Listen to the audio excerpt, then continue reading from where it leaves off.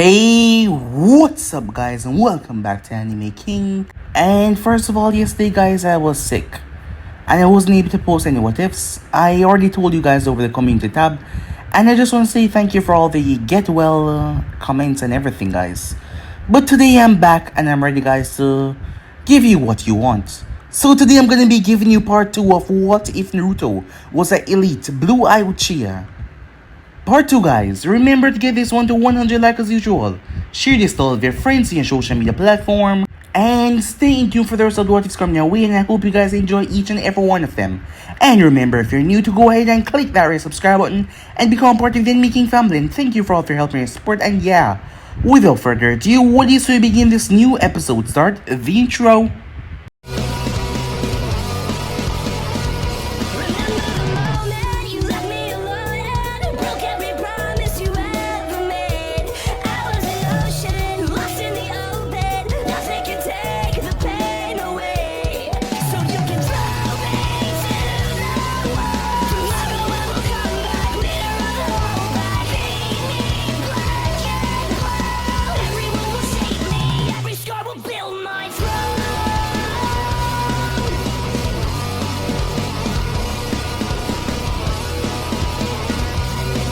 So the last time we left off, Blue, or Uncle Blue, or Uncle Naruto.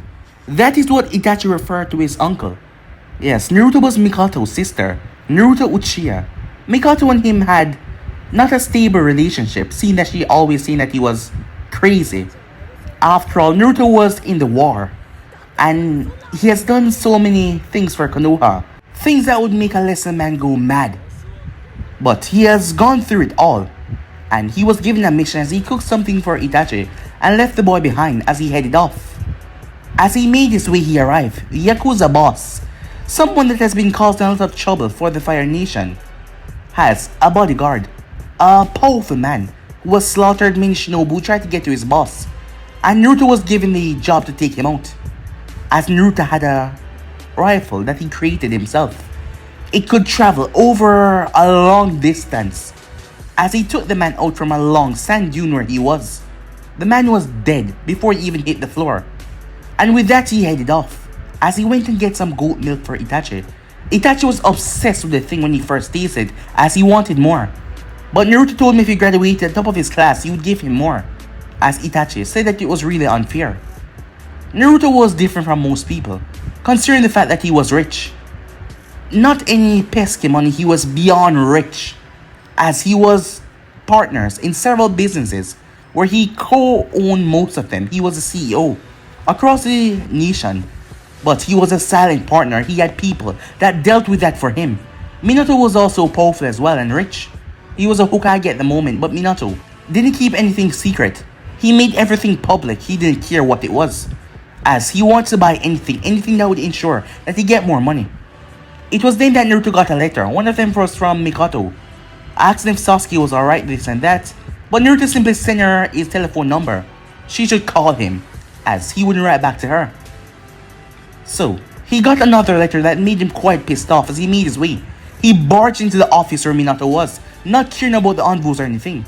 Minato goaded Naruto because he wanted Naruto to punch him, as it was a report, as it classified Naruto as a A-class threat, not only to himself but everyone else around him. Minato wanted the creation of Naruto weapon because Naruto was the only one that had it. It was quite powerful, as Naruto didn't want to give it up either. Some rookie get their hands on it and mess up and end up killing themselves or doing something stupid. And the next thing you know, it was passed on to the enemy. So he would not give Minato the details, nothing. And that made Minato declare him a threat. Not to mention he spoke about a mission where Naruto went and he disobeyed the mission by helping some stone shinobis, kids. But Minato was against that, as Naruto had calmed himself because he saw what Minato wanted him to do. Minato wanted him to hit him, but Naruto simply did not hit him, as he told Naruto that he wanted him to come to the party tonight, as Kushina and the others don't want him there, saying that he was only looking out for Naruto's safety. As Naruto simply told him yes, he will be there. So yeah guys, so basically that's what I thought. You guys can switch across the PlayStation, check it out for yourself. So what do you say begin this new episode? Today was his birthday. He just turned 17. And Naruto was celebrating it the best. as he was looking through his launcher scope with his Sharingan eye activated, where one of Jiraiya's spies said the transaction will be taking place in March country. No better way than to spend your birthday. The sarcasm was thick in his voice. He usually performed missions in a long distance, but for this mission he was just 10 miles away. Minato had sent him here to report what he discovered and use his long-range launcher to pick off anyone that was lower rank than A, that wasn't an ally. As a matter of fact, anyone that came within 400 kilometers range that wasn't a helpless civilian should be brought down without hesitation. This was the mission, the Daylight Sagittarian. He had already taken down 20 Stone Ninja and 5 Kumo Ninjas, and an A rank Grass Shinobi. At the moment he was observing a man, he was wearing a black hood. He had tanned skin because he saw his arms, as the hood hid everything else. As Naruto saw a carriage was coming, dragged by a horse, on the muddy path making its way. As he zoomed in down on the carriage, his Sharingan spin to make sure there was no illusion, no trickery at play at the moment. After all, not many things could get past his Sharingan. As he looked at the man at the front of the carriage, brown pants, light blue shirt, sandals, as he had the forehead protector of the hidden stone. The man looked malnourished as he held on, as he was the one in control of the horse, as it made its way down the muddy path. It wasn't really a carriage, it was like a large cage with wheels on it that the horse was carrying. There was a large tarp over it, so he could see nothing that was inside. As Naruto relaxed his finger on the trigger, as he kept his expression rather neutral, there was only 4 Chunin that were guarding the carriage, and they looked malnourished as well. The hidden stone wasn't doing good in the war at the moment, as there was a shortage of food. Too many people, as a lot of shinobis had been dying out. Food had been stretched thin, all over the place to make sure their able-bodied shinobis could keep on fighting, and some of the civilians had to rise up to take part in some of the missions they were losing badly. Minato, last rampage, the one that turned him into the Yellow Flash, had created thousands of orphans, and the Tishikage did not look like he could sustain them all. The carriage stopped in front of the building, as it was the same building that the man was sitting in with a hood over his head. The driver came down the heavy huff.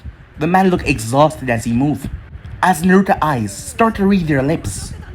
Here they are, as Lord Oniki ordered, the driver said, as he caught a scroll. To what Naruto guessed was money inside. There is 4 more carriages on the way. Have they been prepped? The man in the hood said as he pulled it back, as he had a Kumo headband on. Or are we doing the prepping ourselves? The man asked. They swallowed the explosive seals, the driver said, as he handed the money, the scroll, towards one of the Chunin as he placed it inside his flap jacket. They won't be digested until the next 11 hours. 11 hours, the Kumo Ninja said, as he raised the eyebrow. Special paper. I try not to ask, the driver said. Well, the Kumo Ninja said, as he simply shrugged. It's more than enough time to get them close to Kiri. We will tell them to head that way for food.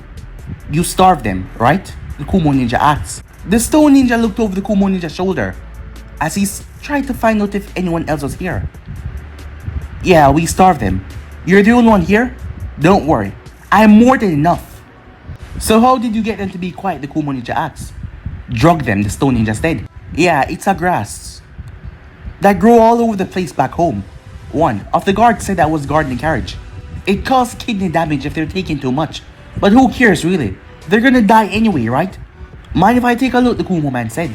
He didn't wait for an answer as he walked past, as he flipped over the tarp. As Naruto's eyes hardened when he saw what was inside the cage. Children were packed inside, their eyes looking glassy as they swayed from side to side, looking like they were out of it. If possible, the children looked even hungrier than the ninjas. You know, the Kumo man said, it's funny how your Kage always boasts about how many soldiers he has, but now he's crying about the useless civilians he got. The driver shook his head, calming down one of his guards. I guess they are still useful to hidden stone the end. Blow up Kiri, yeah, pretty useful. As Naruto could recall, Kiri had a loose alliance with Konoha, but they detested Kumo. As Naruto pieced together what he got, it made sense. The Kiri would accept the Disney-looking children as refugees. not knowing their affiliation, and the bombs that were placed inside of them would detonate by some kind of remote control once they got somewhere close in the carry. As Naruto reported his discovery to Minato, as the driver and the guards moved closer to the carriage, Minato gave him the final order: kill them all. Naruto cleared his throat. What about the kids? Leave them in the cages, they'll probably starve to death. It's better than being blown up. Don't forget, they're hidden stone kids. This is as merciful as I can get. As Naruto did not reply instantly, as Minato spoke over the comm, is that a problem, Naruto? They're kids, said Naruto. So?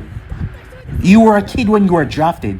Minato and the others of his generation had time to be in their mid-teens when they were drafted for the war. But Naruto was drafted when he was 8. This is different. We can't just left them in those cages. We can't let them starve to death, said Naruto. His finger twitched on the trigger, and his lip turned down. This isn't right. I am not even ordering you to kill them. And you know if I order you to kill them, you have to obey. Minato paused as he heard nothing. Naruto, I'm not leaving them like this. Don't, said Minato. But Naruto ordered two of his headset and fire. He took them down in a second. The Kumo ninjas and stone ninjas all fall, as the needles had burst through the side of their throat, tearing through their lungs. Unable to bleed, blood poured out from the small wound, as they gasped as they dropped to the ground, searching for their killer. As Naruto saw that the driver was trying to send Chakra towards his back to a seal, he blasted two needles as they split right through the man's skull, killing him instantly. He knew that his actions would be bad when he come back to Konoha, but he didn't really matter at the moment. They couldn't take him off duty. He was their best and only long-range sniper. Not to mention he hasn't given the blueprints for his launcher. He didn't like something as powerful as this being reproduced, as he created a clone to guard the kids. He wasn't so sure why he was going so far for these kids, but he was. As he made his way toward the top of a building, as the rest of the carriages came with the kids inside, as he rained down hell on all of the tunings there and the driver. It took him 10 minutes of firing, 15 cartridges of Senbons, and his eyes working on overtime. The hidden stone wasn't too far back, and they must have the seal at the driver, so each kill was a death kill. With each carriage, he created a clone, using up his chakra to take the kids away. He wasn't so plenty in chakra, one of the main reasons why he focused on long range, more than hand-to-hand combat. As he quickly got off his stomach, Minato could be sending Shinobi to his location to bring him back. Disobeying orders was not something the Hokage liked. Hiruzen Sarutobi took that as a direct insult, as he made his way and broke open the cages. He brought out the kids. He found some dog feces and made them smell it, and they all threw up. As he made them throw up what they were given to be so lucid, and they started to throw up the explosive seals as well. He was no master of Fuinjutsu, but he was sure whether the paper was intact or not, the bomb would still go off. He disposed of them with fire from a long distance away, and once that was all over, he ushered them back into the cages as he and his clones brought them to March Country. The real Naruto lay on top of the cages while the clones dealt with the carriage, as he fired needle from needle, taking out anyone coming their path. When he ran out of them, he made his way as he encountered them hand-to-hand combat. The Hidden Stone children watched the Konoha Shinobi defend them. They didn't talk much, only when they were hungry or thirsty.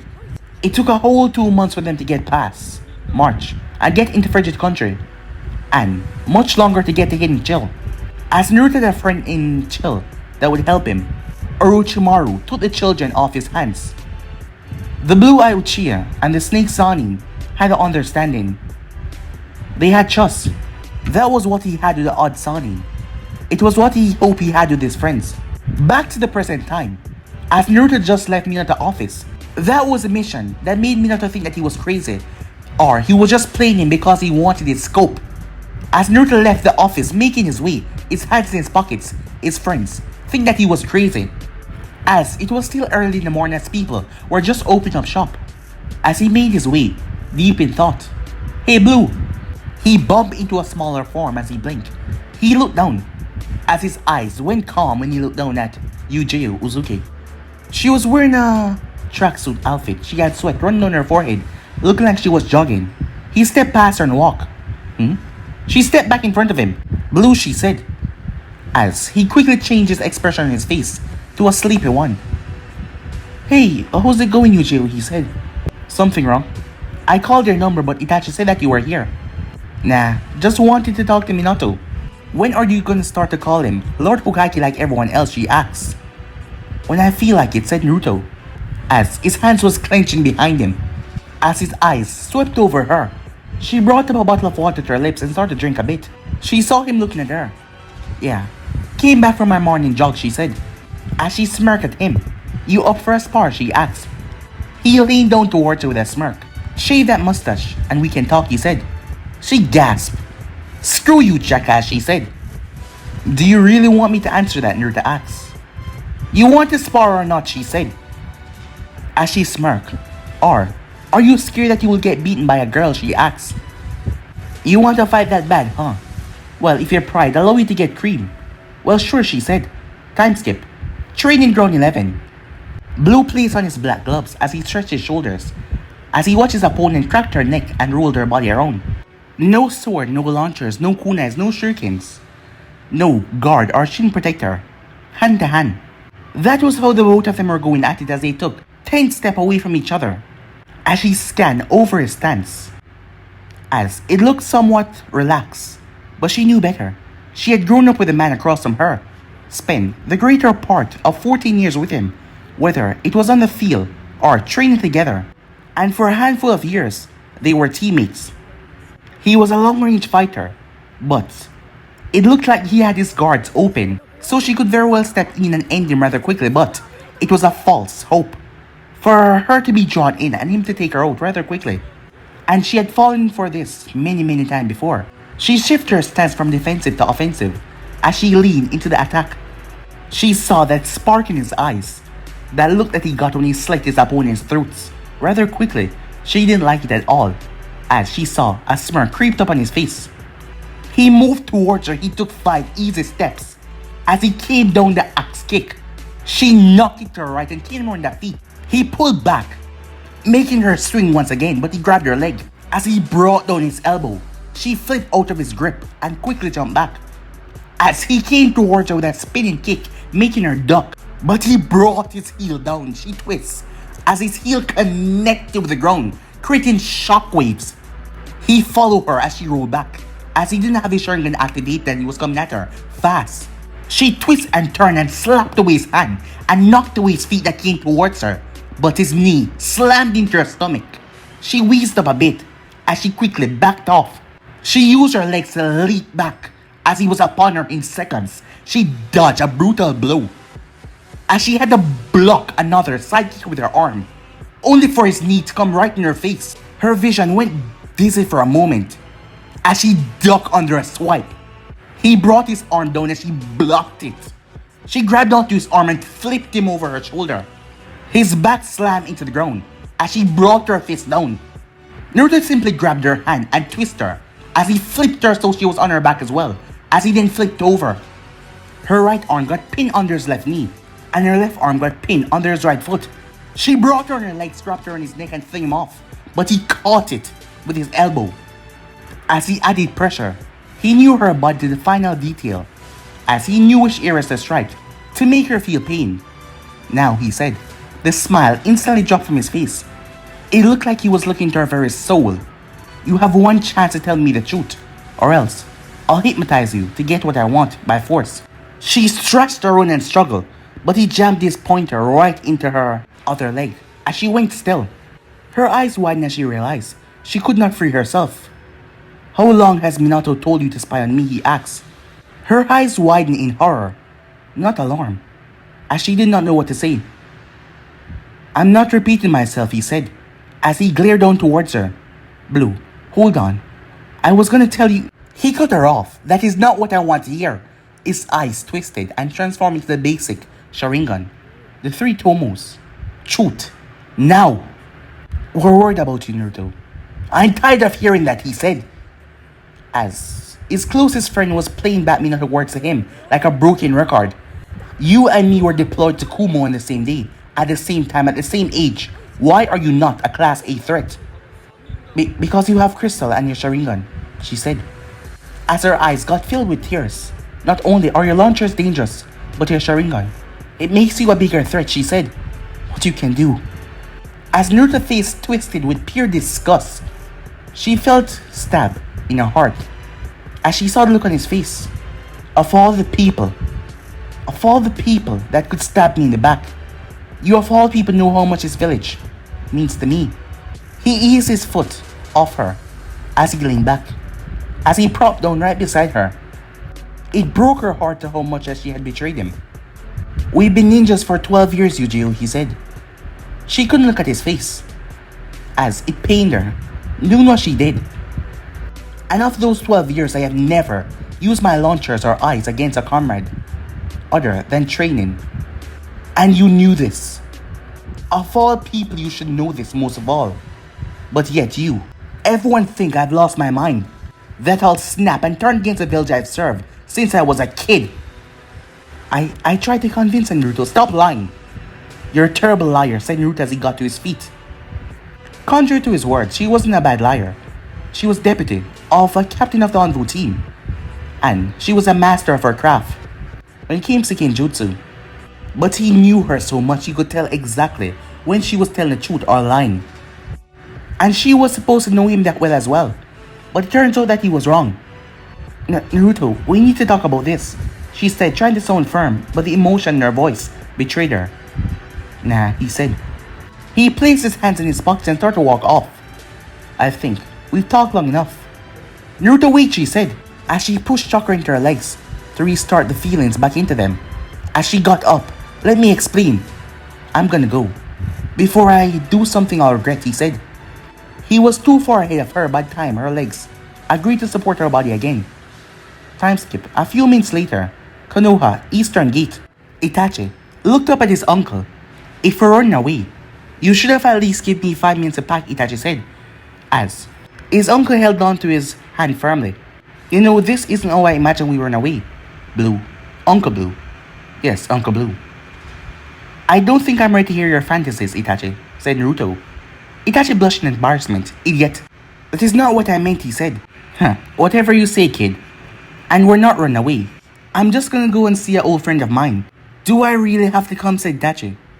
I can't leave you by yourself for too long. Besides, I'll teach you a low-rank genjutsu on the way. Genjutsu? Yeah. What is it called? Mirror of Damnation, said Naruto. That doesn't sound low rank, said Itachi. He scratched his chin. Is B rank low, said Naruto. Catching on quickly, Itachi smirked a bit. I think it is, he said. You know they're still following us, said Itachi.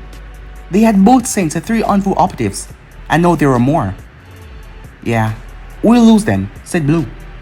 Before Itachi could ask how they were gonna lose, Konoha's special Jonins, the elite, the Hanvus. They stopped at the gate as they presented their passports. Izumo took them and asked, Mission? As he then looked behind Blue, where Itachi was holding on to his pant leg and his arm. With your nephew? Izumo said. Nope. We're heading out for a while. We won't be back for a few hours. The landline that was inside of the guard booth rang. Kitetsu picked it up as he looked at Naruto before he started to whisper something in the phone. Kitetsu dropped the receiver and coughed into his fist. Is there a problem? Give me a second, said Izumo, as he took Naruto and Itachi passport as he went to speak to Kitetsu. A few seconds later, he got a grim look on his face. I'm sorry, Blue. Lord Hokage orders. You are not to leave the village, especially not with Itachi. Blue stepped closer. Give me the passport, he said. I'm sorry. Lord Hokage orders. As he held the passport in his hand as he took a step back, Kitetsu got ready to defend himself. I can't let you out of the village.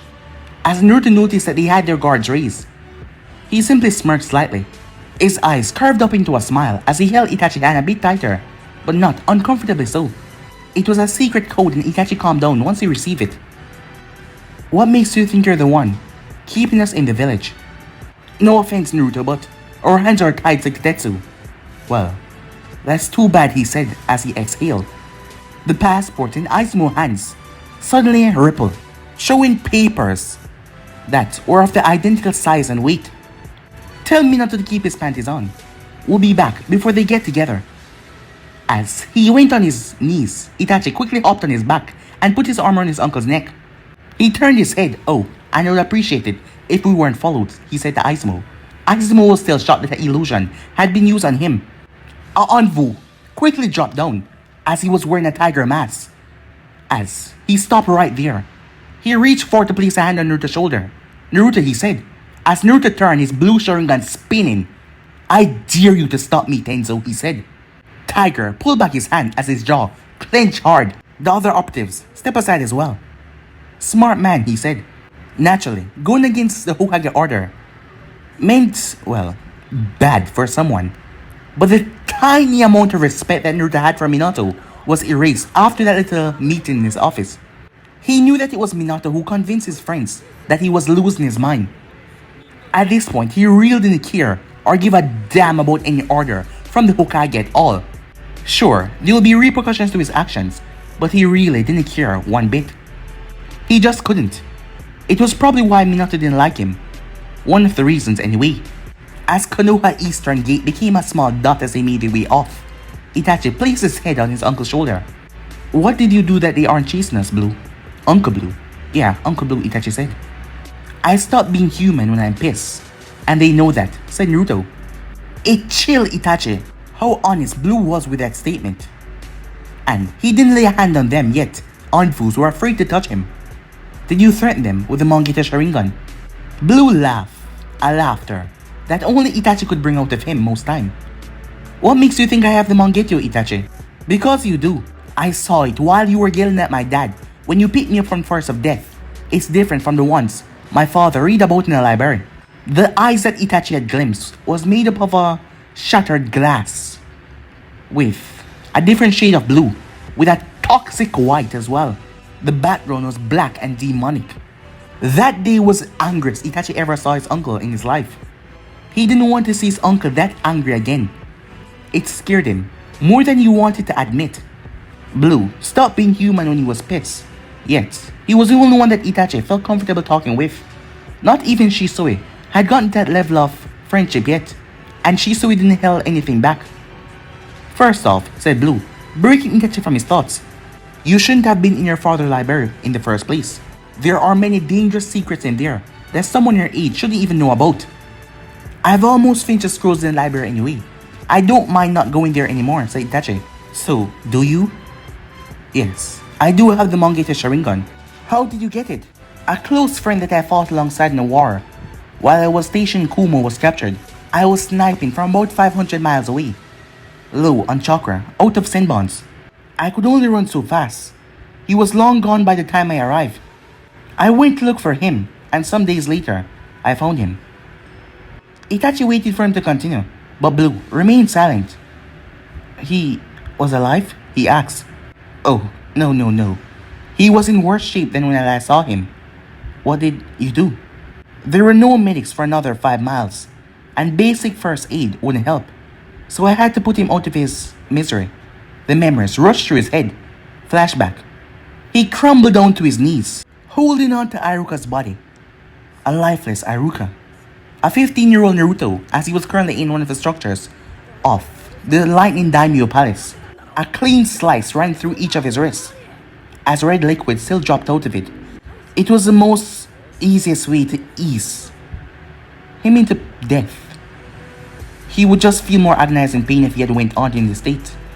He used his Sharingan to dull the pain, while keeping Iruka's tortured mind at a peaceful state. Around him was bodies. Bodies of at least 40 Kumo ninjas, all of them jonin. Some of them had senbons through their skull. They were propped up in all different directions and angles. Some of them didn't have any heads. Some of them had no eyes. Some of them had a hole in their chest where their heart used to be. Those that weren't dead yet were on their back, their mouths open wide as they tried to scream, but no sound was coming out, as they were slowly dying. It was an ability only Naruto Sharingan could perform. Blizzard. They were unresponsive for the rest of their life as their muscles contrast. They were in an impossible amount of pain. And later that day, Blue found out that he had evolved his Sharingan. In the flashback, the pain. It isn't worth it, Itachi, said Naruto. The twisting agony of losing someone close to you is never worth it. Itachi had his head resting on Blue's shoulder its eyes closed as the world rushed past him as Blue hopped from tree to tree branch. Promise me something that if, and when you get the Mangekyou, you get it through hard work and perseverance. I promise, Uncle Blue, Itachi said without delay. I won't let you down. That made Blue smile. I know I can count on you, Itachi, he said. Having the Mangekyou Sharingan was a big boost, even though he only used his eyes twice, to check out what they can do, but they were a huge improvement. But it is not the reason why he can use the genjutsu called Blizzard. That was what his normal Sharingan can do. It was an illusion for him to make eye contact with his opponent that disable your brain to the part of your body to make it non-functional. As your muscles, your limbs, all of them got tightened up. It was like all of your inside was being frozen. The images as he placed in their mind depend on his mood and depend on how angry he was, how he wanted to break them. Once he evolved his Sharingan into the Mangekyou, Blizzard became stronger and turned into his new ability called Inferno. The 5 basic Mangekyou jutsu that he could perform were currently in his head: Amaterasu, Incomplete Susanoo, Tsukiyomi, Izanagi, and the Izumai. He knew that he would lose his eyesight if he overused his eyes. But there were also 3 Mangekyou techniques that wasn't basics. One of them were Inferno, to set fire to your enemy's brain, to force them to experience images, suffer unbelievable torture, making them experience what you wanted, to make their bodies completely locked up, feeling excruciating pain. It could not be dispelled, not by any means that he was aware of. Blizzard, he could lock their body like they were frozen, as he would turn into a whimpering mess once he hit you with his Blizzard Jutsu. The second technique that Naruto could perform was Pro Blue. He was snapped from his thoughts. Uncle Blue, he said. Yeah, Uncle Blue. Where are we going? Asked Itachi. A small town in hot water country that is called Zieki. Zieki? Your friend is in Zieki? Yes, we agreed to meet there. Zieki was a bordering town with a large gambling hub. Zieki only had 3 natural gas sources. All over hot water country, they had natural gas, which they used for, well, hot water. It was basically named after the place. There's a lot of hot springs, but Zieki only had 3. So the first daimyo there decided to turn the place into a first legalized gambling pub. Yes, a big one. It was the most largest, most gambling filled town ever. The daimyo had to call a truce between lightning, iron, and also fire country that surrounded Zieki, seeing that they were right in the center. So it was a free place, it was neutral, where everyone can come to gamble. 3 powerful Yakuza had been protecting that place.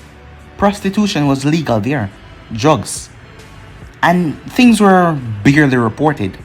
But black market exchange that dealt with people and body parts were punishable by death by the 3 Yakuza bosses. And no one was dumb enough to anger any of the 3 bosses. Blue gave a short summary to Itachi. He nodded. Is your friend connected to any of the 3 Yakuza? He asked. She's a part-time mob doctor for the Iron Country Yakuza. But from what she last told me, she mostly spends her time in Hidden Chill, running a medical facility I'm funding. As he laid out all the clues for Itachi, Itachi quickly caught on. Do you know who I'm talking about? Yes, Orochimaru of the Sanin. Itachi's arms tightened around Naruto's neck with fear. You know her? Yes, Orochimaru is a girl. She played a big part to help forming who I am and what I want to be. How did she do that? Asked Itachi. She told me something that I constantly think about, from the day she told me until now. As Naruto remembered what she told him, normal is boring. Start every day with a mountain of expectations and end every day with 0 regrets. Because the greatest weapon known to man is neither the human mind nor the soul. The greatest is the will to live. The will to survive. She really told you all that? Itachi said.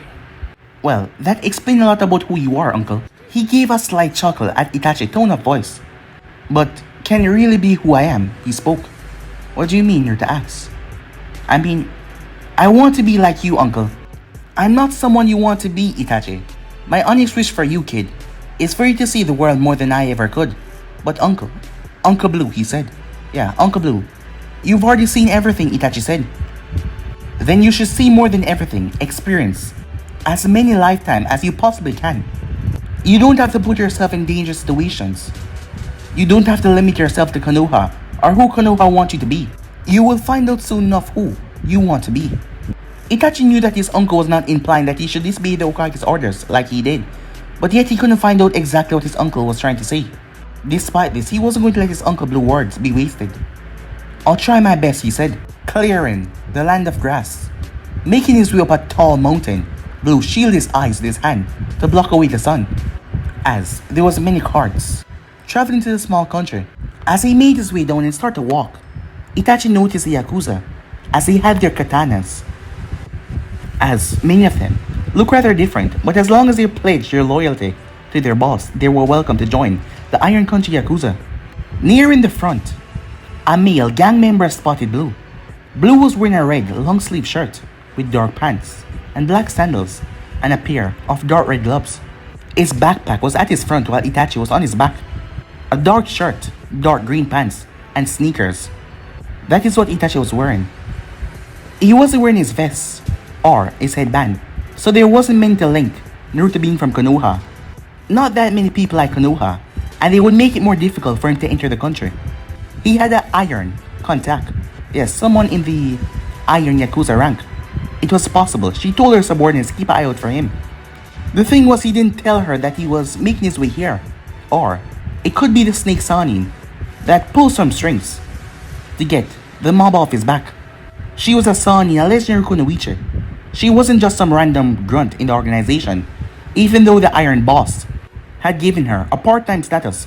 From what Orochimaru told him, the boss had given her a protection detail, a protection of the Iron Country Yakuza, and a snazzy monthly salary. All she had to do was heal whoever they sent to her, and that wasn't a problem for her at all. The Yakuza said something to his friend that was checking passports, as he then spoke to the other one that was checking for kunais and weapons. When Blue got to the front of the line, the Yakuza simply stepped out of the way. The man that first noticed him leaned over and spoke. Lady Orochimaru sent her regards. Lord Naruto, she's waiting for you, the man said. Itachi's eyes widened hearing that. Thanks, said Naruto. The man bowed at Naruto. As Naruto nodded and made his way, he glanced towards Itachi behind him. Friends, in high places, he said. Itachi didn't say anything as they made their way. Time skip. During the day, the Elder God Hotel Casino wasn't that packed. But that didn't mean that they didn't have people inside. Deep inside the ground floor, passing the poker, the bars, and everything, sitting at a table was the person that Blue was looking for. Orochimaru was a pale-skinned woman, Naruto often said. She had black, flowing long hair, and two bangs coming down the side of her face. Golden eyes with slits in them as she curled her fingers around the glass and took a sip of the sake. Dark makeup, dark lipstick, a bit of eyeshadow, not anything too over the top, but enough to make her seem like the woman in her prime of her life. Black nail polish. She sipped on the sake once again. As she was a stunningly beautiful woman, her slim figure was hidden under her violet robe that was tied by a dark sash that was tied a bow behind her back. Underneath was a dark grey shirt and blue pants, with her feet wrapped in bandages and shinobi sandals. She wasn't a flashy lady by any means necessary, but it was her beauty that attracted the eyes of both males and women alike. Although her bloodthirsty ruthfulness and her sadistic side kept most of them away.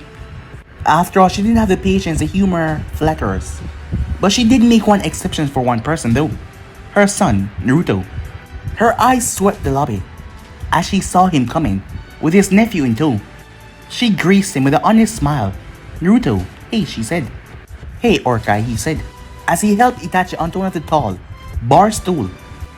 As the bartender came over, hot water for me, and he turned towards Itachi as Itachi looked towards Konoha's most sadistic mixing ninja. Apple juice, please. As Orochimaru turned, I take it that you know it's me who sent you that letter. The man sighed and turned towards his birth mother. not too interested in the hot water that the bartender had placed right there. Itachi drank his juice as he listened in on their conversation. I know your handwriting, Urkai. Please. When did you find out I was under surveillance? Yesterday. Security at the tower has really gone down. It's sad, really. Wait, you broke in yourself near the axe? I was stopping by to get some stuff from my old lab. Some blood samples, microscope, and my favorite, well, something that holds sentimental value. The first Hokage index finger. My favorite pair of work shorts, and my favorite nightshirt. You know, the one that you got me for my last birthday, she said, adding on some things that really didn't matter. As Naruto simply nodded for her to continue. And then I decided I would simply bob over to the tower. How come you're not worried if there's a Konoha shinobi watching us right now? You've already taken them out. I know you. She scoffed a bit in amusement. Any Kage that had common sense would have kept a couple shinobis in this polluted, gambling town. Not to gamble, but to keep an eye out for missing names. The Kages weren't bound to the law to not fight, but that didn't mean that they wanted to disobey the orders and start something, well, that would get their man killed. Any ninja that got themselves into trouble here, they had to sever their ties from the village because they were left to the mercy of the Yakuza. And the Yakuza showed no mercy at all. A Konoha team that was staying in the Elder God Hotel and the casino had been waiting when they caught sight of Orochimaru waiting for Naruto at the bar. They didn't want to, well, incur the wrath of the Yakuza here. So they decided to sit back and observe to see who she was meeting up with. For Orochimaru, it was rather easy to just speak to the Iron Yakuza, to tell them to dispose of them however they see fit. The guards of Yakuza angered them enough for them to retaliate, and then they were killed instantly. The boss of the Iron Yakuza held nothing back. Orochimaru was a valuable asset to him, very valuable. As the Uchiha stared at his mother long and hard. Do you think I'm crazy? He asked. She leaned closer to him as she cuffed his face. As she looked directly in his eyes, it was like their souls were connecting. Crazy? I think you're crazy as me, she said. Crazy for being different. Crazy for going your own way. Crazy for living your life. He searched her eyes for any deceit, but there was none. She was someone that couldn't lie to him, like Aruka, like Minato, like Eugeo, and Kushina. Well, once upon a time. He could recall when he first met his mother, when he was 8.5 years old, and she was 23. But then tension was at an all-time high. That tension quickly ended when Kumo and the Stone launched an attack, a joint attack towards Konoha. Dozens of Leaf ninjas lost their life in the fighting. Yes, dozens. Hiruzen had declared war and sent out hundreds of his ninjas to retaliate. It felt like the second war didn't have time to cool down before the third war escalated. At the moment, Naruto Uchiha stirred the chopsticks into his deep bowl of ramen. Not even the beef at the moment excited him. The pale moon shined down on the Konoha stand, and the chilly winds blew through. Someone sat down right beside him. As she raised a finger towards the chef. Shrimp ramen. Yes, Lady Orochimaru, the chef said. But the boy simply sighed, not even taking note of her. She thought that would at least get his attention, but it did not. She sat up straight and turned her butt to him. Only a little. But she got no reaction from him. She cleared her throat and waited as her chef placed her order down in front of her. But he still did not react. As she turned fully towards him. Can I help you? You seem distressed, she said. What is it to you? He asked. Well, she did not know what to do or what to say. Idea came to her. Just curious, you know. I'm Orochimaru. Naruto, he said. There we go. It's a start, she said. Listen, lady, I don't know what your deal is, but I'm pretty sure you got more important things to do. So he did know who she was. That wasn't important, not right now. I got some time. How about you tell me what is wrong? He grunted a bit. Huh? I'm not sure if stranger danger applies to me anymore, he said. As she chuckled softly at that. Congratulations on becoming Genin, by the way. And so young. Very impressive, she said. I know what you're doing, he said. Oh? And what am I doing? Trying to get me to talk. I'm really not in the mood, he said. You know, I read from a book that speaking to strangers about your problem is very helpful. Well, you need to go and get your money back, lady, he said. She patted his left knee, his eyes narrowed towards her hand, as she withdrew a bit. Come now, Naruto, she said. Give it a try. You're not giving up, huh? Nope, she said. Alright, my father was killed last night, at the war front, in snow. He noticed that news seeped all the warmth and light out of her. She struggled not to frown. As he studied her expression for a moment, they couldn't recover his body, he said. That is, her eyes strained a bit. Unfortunate, she said. I'm sorry to hear that. Nah, don't be. I never liked him. We didn't get along well, you see. As he looked at her fully. Do you know him? I liked him, she said, perking up a bit. Well, not for a while anyway. You two were dating, he asked. He wished, she said. Is that why you're down, she asked. Not really, he said. Me and Eugeo Uzuki was placed in the same team. We'll be heading to the outpost of Kumo tomorrow. As this was common, seeing that there were not enough ninjas to teach them, they would be learning on the way as they made their way with the Jonins that were heading to them with Kumo as well. Given the fact they didn't have a Jonin sensei, even though she begged her former sensei to make her the Jonin sensei of him and Eugeo. Naruto went on. I'm glad I'll be out of this village before sunrise, he said. And why is that, she asked. He coughed into his sister and said something. She didn't hear him quite well. She leaned closer. Well, there's this girl I really like, so I confessed to her. Oh, wow, she said. Yeah, he said, the hollow laugh. Who is this girl? How old is she? Do I know her? What was her response? Asked Orochimaru, finding it strange that she wanted to know so much, but he didn't relent. Her name is Kushina Uzumaki, 13. You knowing her? Probably. Her response? No, he said. Did she tell you why she couldn't accept? Asked Orochimaru. He laughed without any humor in his voice. She said I was too young for her. That she treasured her relationship or friendship to not ruin it by getting romantically involved with me. I'm paraphrasing. Oh, she said. And besides, she said that she already liked this guy. Minato, I think. And she was waiting for him to confess to her. He buried his face into his palm. It's so embarrassing. I need to leave right now. That will be the best thing. Orochimaru patted his back as she smiled a bit. It's not that bad, Naruto, she said. You know, she said that she wants to see me off tomorrow. I should probably wake Eugeo up right now and head off to Kumo right now. It's so embarrassing, he said. You know, that's a good idea. For us to head off right now. I can't even go home. They're having a sleepover. She's my sister, best friend. As Orochimaru laughed at that. There, she said. I don't even know where I'm gonna sleep tonight because I'm definitely not going there. The first thought Orochimaru got was killing Kushina in retaliation for declining the Uchiha affections. But she supposed that wouldn't go over well with him.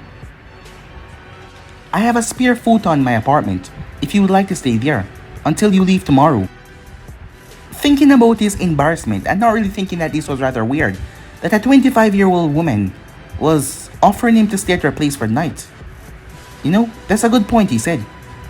Then I'll give you a spare key. Where will you sleep, he asked. My former teammate's Navi has a spare room at her place. You don't think I'll steal your stuff, he said. She wanted to say that he wasn't that kind of person, but that would sound rather creepy. Yes. After all, she had watched him from afar and saw how he acted. She quickly reached into her pocket and pulled out a key as she placed in his arms. Her first time meeting her son, face to face and actually talking to him. Geez, thanks lady, said Naruto, as he took the single key.